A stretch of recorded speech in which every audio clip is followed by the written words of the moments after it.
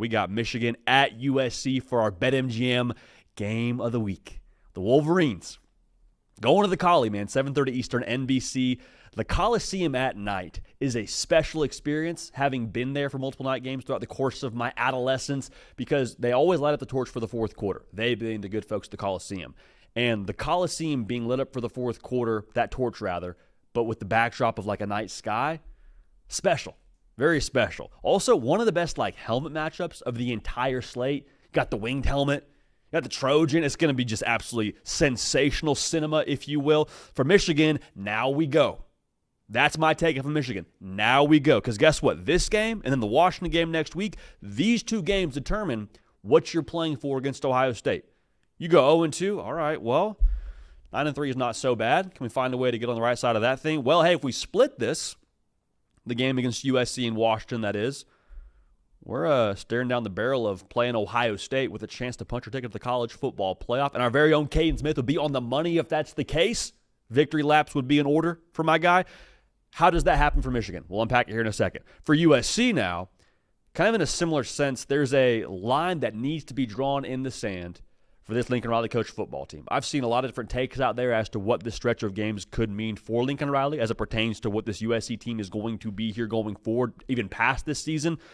But the way that I'm looking at this, if we beat Michigan, we being USC, we have a chance to flip the script on our season. We have a chance to maybe revitalize optics around what this team is this year, and also maybe validate some of the things we've done behind closed doors when it comes to building the line of scrimmage, becoming more of a physical football team, something they haven't been in the past. You beat Michigan, nice feather in the cap to that here going forward. And nobody cares what the box score says so long as you win the football game, is my take here. Like if USC gets outrushed 150-75, but they beat Michigan, we'll come in here on Sunday morning and say, well, USC found a way to win against a more physical outfit. So the storylines after here will be plentiful.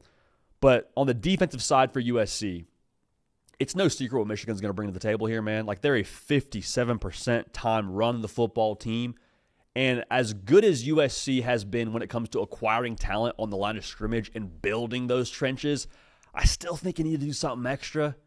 Like the Illinois game with them going for $171 against you doesn't make me feel all that great about you playing honest up front and stopping Justice Haynes, Mr. Walking 100-yard game, stopping Bryce Underwood in the design quarterback run game. There's a lot of options for Michigan when it comes to running the football. So I say all that to say, USC, if you want to win this game, and doing that probably means you have to stop the run, I think you got to add in something extra. And we got to roll down a safety. Maybe we trot out with a heavy package. I don't know, but I think Danton Lynn's got to have something up his sleeve for a home game here where we have something else out there to combat Big Max Bredesen, the fullback for Michigan, coming downhill at you, and them just running ISO and power and making your life miserable. If you can stop the run, you stop Michigan's right hook. Be a nice way to live life, because if Michigan's throwing the right hook at you all day, it's a matter of time before you catch one on the chin, you're knocked out, it's a bad vibe in the Coliseum, kids are in the Coliseum. Don't go that way, USC. Add in something against the run to stop Michigan. Now, for Michigan, you know that's going to be the case for USC, but you don't care. Why? Because you're Michigan. Doesn't matter who's on the other side of that thing for you. You know you're going to run the football, whether you're playing the New England Patriots or you're playing USC. So I don't think the plan A will change for Michigan, but I also think we need to make sure this is clear. Bryce Underwood is not at Michigan to hand the football off. They're not paying Bryce Underwood what he's being paid to be a play-action artist there, where he can, I say play-action in the sense where he's out there carrying out the fake on the perimeter while Justice Haynes carries it out, getting 4 yards of carry, whatever he's getting. There needs to be some sort of counter to what you have running the football here for Michigan. And Bryce Underwood in this spot, we said it before the year started, we'll say it again. This is the game where you pass Bryce Underwood the keys. You know those scenes in every movie where maybe it's the end of the film or it's the beginning of the film. It's kind of a pivotal point in the plot for either side of this.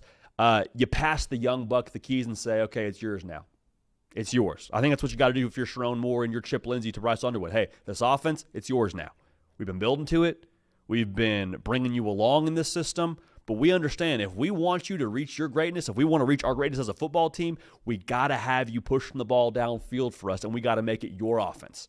Not the the Michigan old offense with Bryce Underwood as the quarterback, it's got to be the Michigan Bryce Underwood offense, which means I think he has to play a definitive brand of football to be successful in this spot. Now, when I say definitive, I just mean when USC sells out to stop the run, Bryce Underwood, we're not second-guessing ourselves with what we're seeing on the back end there. If we got a one-on-one we like with Donovan McCulley, we are pushing the ball downfield, back shoulder artist.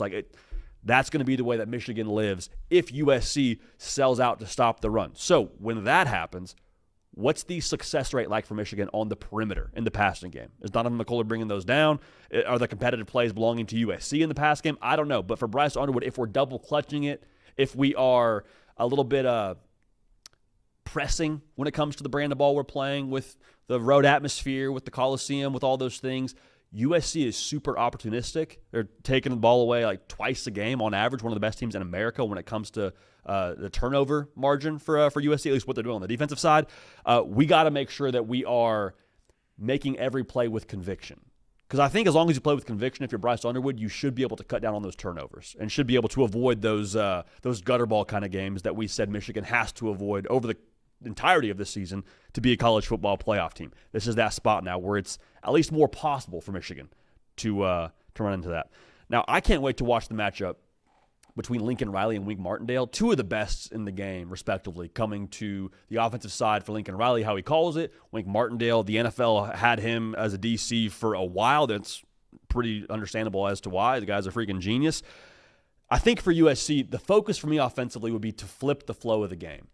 Like, as much as I think Bryce Underwood unlocks more of a passing element to this Michigan offense, you still want to make him do that on the road. You still want to force them into a spot where 17-7, dare I say, it's a thing where USC's up by 2 touchdowns. At that point now, you can't just turn around and hand the ball to Justice Haynes. You can't just be a battering ram approach and say, okay, we're going to find our way back into this game by running inside zone and power. No, you can't do that. Why? Because the clock keeps running. If you want to beat USC when they're already up on you, you got to throw the football. And the way that would happen for USC is Jaden Mayava, we got to cut it loose, man. Got to let it rip. You would hope now for USC, Jacoby Lane is more healthy than he was against Illinois. You saw him a little bit against Illinois, but when he's healthy, I think he's the best receiver in the Big Ten, not named Jeremiah Smith, for my money. He has to have an impact on this game. Mekhi Lemon has to do more of what he did against Illinois. I think against Michigan, if you can put the pressure on them to score points, that's a world you want to live in, especially at home when it comes to how USC is operating. So defensively for Michigan, my take would be just don't get beat one way. You know what I'm saying? Like if it's the thing where USC's pushing the ball over the field, okay, like Illinois had that happen to them. Mayava went for 364. Didn't matter. Why? Because Illinois was able to answer scores. Illinois was able to dictate the tempo of that game for the most part, and Luke Altmaier was awesome. That's why USC lost. But if USC has a two-way go here, like if USC truly has that counter run game working, if they got a little bit extra physicality that we talked about Lincoln Riley historically having with how he calls his offenses, and you can play a multiple style of offense if you're USC, if you got the run game and the pass game going, you keep them guessing, that's where this thing gets really interesting, okay? So I look at this line, USC favored by 2.5, which if we're accounting for 3.5 points being assigned to the home side of this based on the home field advantage, it means that Vegas only thinks that Michigan's 1.5 better than USC. This line, to me, is an eyebrow raiser. And in the context of this season, whenever I see a line like this, I make sure I don't just blow past and say, oh, Vegas, I know what they're talking about. No, they got skyscrapers in the desert for a reason, dude. Those people in Vegas, they typically know something. And so for this line to give me a little eyebrow raise, I go back to the spot itself. And what did we say before? For USC, this is a draw a line in the sand kind of game. Michigan can lose this game, still be a college football playoff team, beat Washington, be who they're supposed to beat Ohio State, in the college football playoff. For USC, I think the sense of urgency is enormously high. You lost to Illinois after they got beat by, 100 it felt like, against Indiana. That was embarrassing. Had a whole bye week to think about it now. Had a whole bye week to get back healthy. And quite frankly now, I know it doesn't factor into this game at all, but I just have visions in my head of previous USC teams at home getting a win like this that maybe they're not picked to get by a lot of folks in the media. Maybe they're a little bit down narrative-wise, but for whatever reason, when that place at night has some energy to it, and I think it will, I think that is something that can't be overlooked in this game.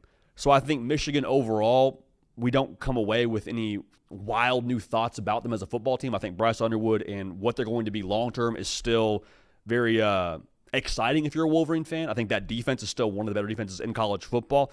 But in this spot, desperate USC, draw a line in the sand USC, Lincoln Riley, one game plan to get your team a win at home. I'm going to take USC to win. I think it could be a walk-off field goal situation for the Trojans. Final score in LA, 27-24, USC wins, USC covers.